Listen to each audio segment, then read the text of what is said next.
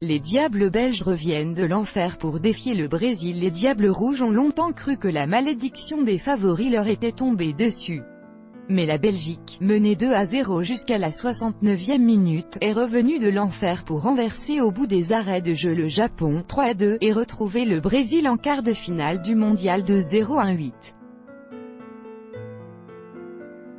Ils avaient promis qu'on ne leur referait plus le coup après la mésaventure de l'Euro de 0-1-6, 2 ans après le traumatisme gallois, et 24 heures seulement après la leçon espagnole. Les Belges ont réussi à assumer leur statut de favoris face à des Nippons tout proches de réaliser l'exploit après s'être qualifiés pour le deuxième tour grâce à la règle du fair-play aux dépens du Sénégal.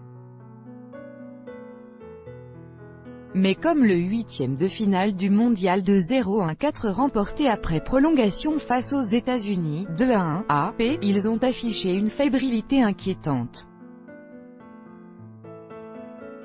Le défenseur belge Jean Vertonghen, auteur du premier but face au Japon en huitième de finale du mondial le 2 juillet 2018, copyright AFP, Odd Andersen, meilleure attaque de la phase de poule avec 9 buts. La Belgique pensait avoir opté pour la meilleure stratégie en terminant premier de son groupe.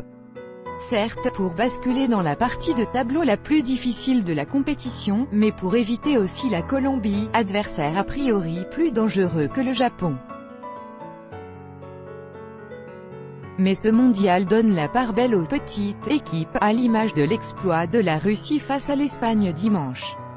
Et depuis le limogeage surprise de Vaidali Locic, les samouraïs bleus d'Akira Nishino sont devenus une glaçante machine à exploiter la moindre faille de l'adversaire. Tu te dis, c'est terminé. Le milieu de terrain belge Nasser Chadli, buteur lors de la qualification en quart de finale du mondial le 2 juillet 2018, copyright AFP, Odd Andersen d'entrée de jeu. Le Japon a joué sans complexe pour montrer à la pléiade de stars belges que rien ne serait simple.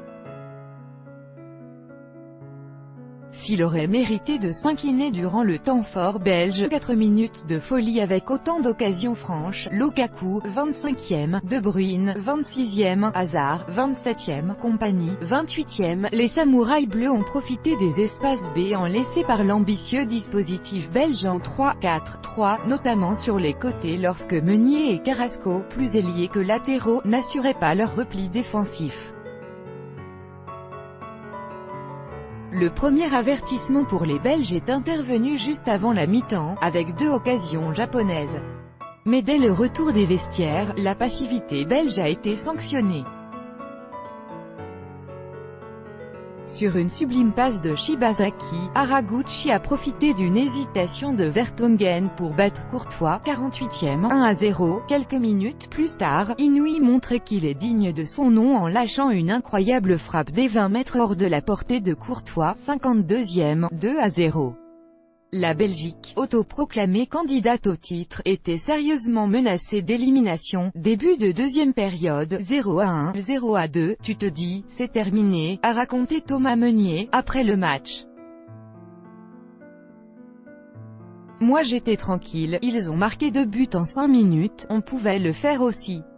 C'est ce qu'on a fait, a complété Kevin De Bruyne au micro de beIN Sports. Remontada, sur le fil pour la génération en or, des Hazard, Mertens et compagnie. Le temps des regrets n'était pas encore arrivé. Grâce à un but heureux de Vertonghen, 69e, 2-1, à la réception d'une chandelle japonaise, les Diables se sont mis à croire à la remontada. Le milieu de terrain belge Marouane Fellaini, buteur lors de la victoire face au Japon en huitième de finale du mondial le 2 juillet 2018, copyright AFP, Jack Gaze. Après avoir multiplié les coups de boutoir, l'entrant Fellaini a fini par égaliser de la tête 5 minutes plus tard, 74e, 2-2, s'il pensait devoir se contenter de la prolongation après avoir manqué une nouvelle grosse occasion, avec une double parade de Kawashima sur des têtes de Chadli, puis Lukaku, 85e, ils ont finalement arraché la qualification sur la dernière action du match. Sur une relance rapide de Courtois, De Bruyne a initié un contre supersonique, transmis à Meunier qui a immédiatement centré pour Lukaku. Maladroit jusqu'ici, le buteur belge a astucieusement laissé passer le ballon entre ses jambes pour permettre à Chadli d'inscrire le but de la victoire, 94. et de la délivrance. Les Belges ont eu très chaud. Ils reviennent de l'enfer et sont prêts à défier le Brésil.